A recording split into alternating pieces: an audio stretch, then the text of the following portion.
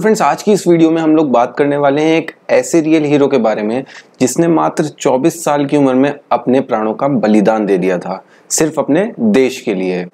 मतलब एक बार भी उसने अपने बारे में नहीं सोचा और दुश्मनों को अपने देश की जमीन से बाहर खदेड़ने के लिए उसने अपने प्राणों का त्याग कर दिया था।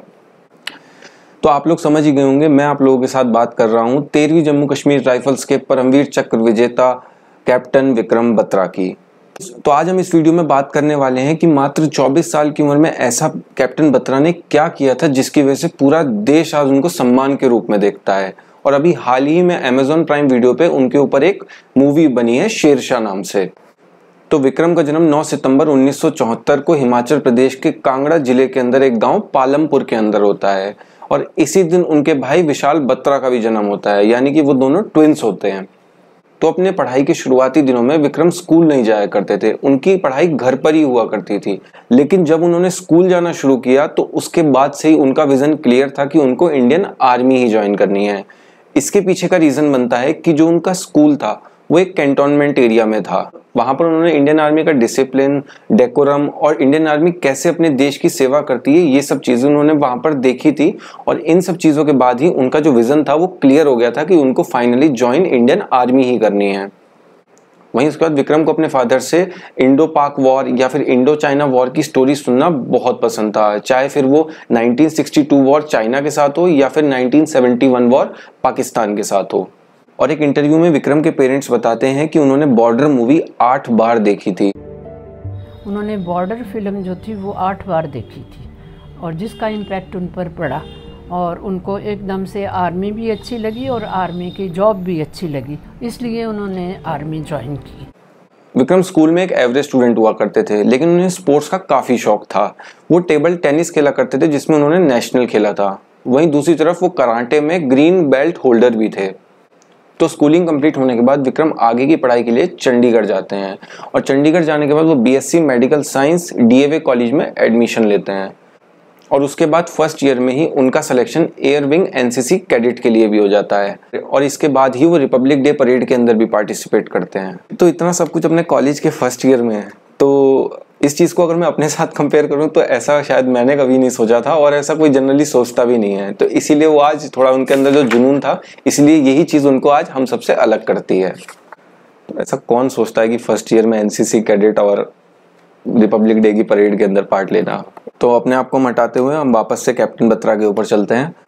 तो एक बार कॉलेज लाइफ में विक्रम को ऑफर आता है मर्चेंट नेवी की तरफ से, लेकिन उसको वो डायरेक्टली रिजेक्ट कर देते हैं क्योंकि उनका विजन इस चीज़ के लिए क्लियर था कि उनको फाइनली करनी तो इंडियन आर्मी ही ज्वाइन है।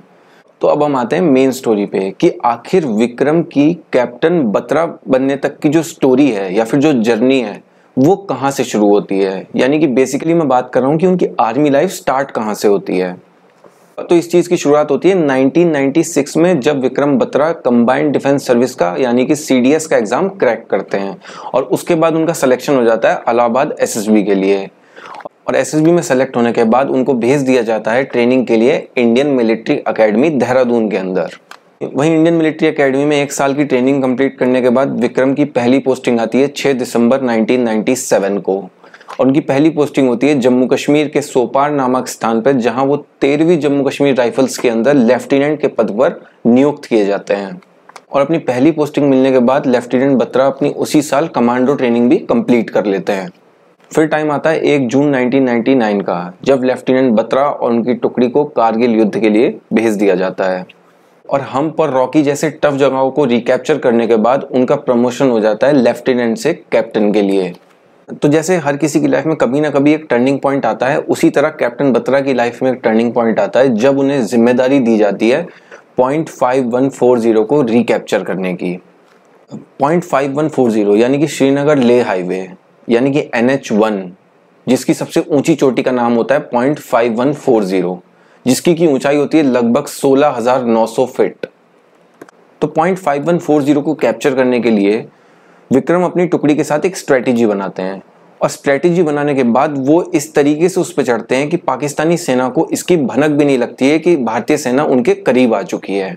और उसके बाद सही मौका देखते ही कैप्टन बत्रा और उनकी कमांड पाकिस्तानी सेना के बंकर्स पे हमला बोल देती है और कैप्टन बत्रा अकेले ही 4 सैनिकों को मार गिराते हैं।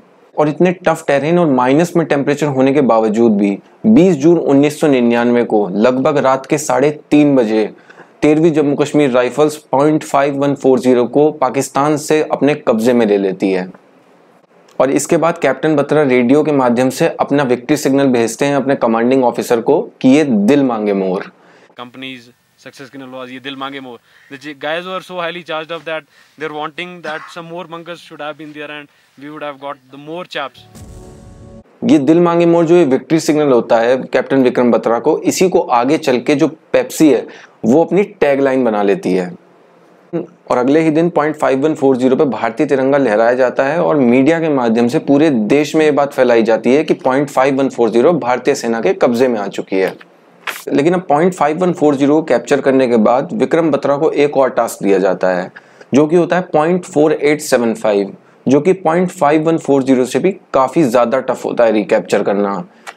इसके टफ होने का रीजन बनता है कि 17,000 फीट की ऊंचाई पर होता है और 80 डिग्री की एक खड़ी चढ़ाई होती है जिसके की दोनों तरफ खाई होती है। मतलब एक तरीके से ये एक संकरी पहाड़ी होती है जिस पर चढ़ना काफी मुश्किल होता है। और इस पहाड़ी पर चढ़ने के लिए जो एकमात्र रास्ता होता है वहां पर पाकिस्तानी सेना नाकाबंदी करके रखती है। तो विक्रम बत्रा और उनकी टुकड़ी इस चोटी पर चढ़ने के लिए ढलान की तरफ से चढ़ने का फैसला करती है।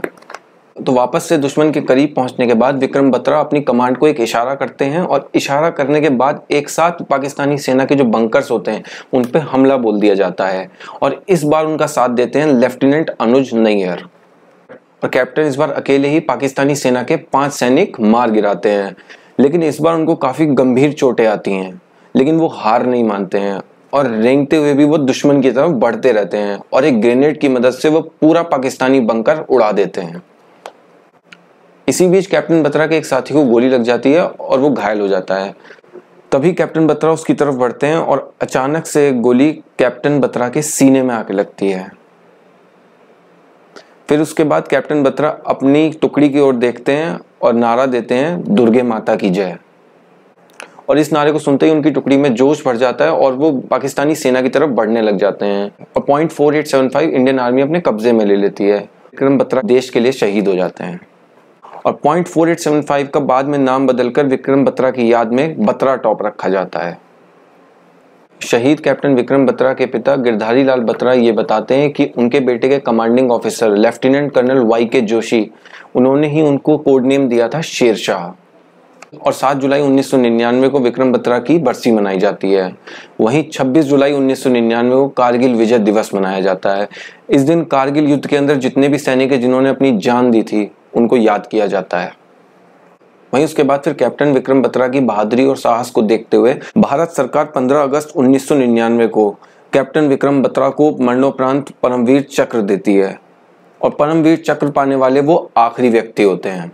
तो ये थे 13वीं जम्मू कश्मीर राइफल्स के परमवीर चक्र विजेता विक्रम बत्रा की कहानी, जिन्होंने सिर्फ 1997 से 1999 तक सिर्फ 2 साल इंडियन आर्मी को अपने दिए थे, लेकिन उसके बावजूद भी आज 22 साल बाद भी उनको हम याद रखते हैं।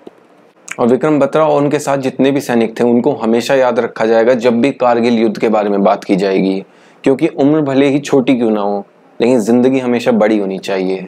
और कारगिल युद्ध पे जाने से पहले विक्रम बत्रा के शब्द थे कि बर्फीली चोटी पर या तो तिरंगा लहरा कर आऊंगा, नहीं तो उस तिरंगे में लिपट कर आऊंगा, लेकिन आऊंगा जरूर। वापस आ जाऊंगा वन पीस, ठीक है? कोई फिक्र न कर जानी, मैं तिरंगा लहरा कर आऊंगा, नहीं तो उसमें लिपट के आऊंगा, लेकिन आऊंगा जरूर। हाँ, तो उम्मीद करता हूँ वीडियो आपको पसंद आई होगी। तो अभी तक के लिए वीडियो में इतना ही है और आज का हमारा क्वेश्चन बनता है कि इंडियन आर्मी, एयरफोर्स और नेवी तीनों के सुप्रीम कमांडर कौन होते हैं। तो अभी तक के लिए वीडियो में इतना ही। अगर वीडियो आपको पसंद आई हो तो वीडियो को लाइक कीजिए, शेयर कीजिए, चैनल को सब्सक्राइब कीजिए। तब तक के लिए मैं मिलता हूं आपसे नेक्स्ट वीडियो में एक और बेहतरीन टॉपिक के साथ। जय हिंद।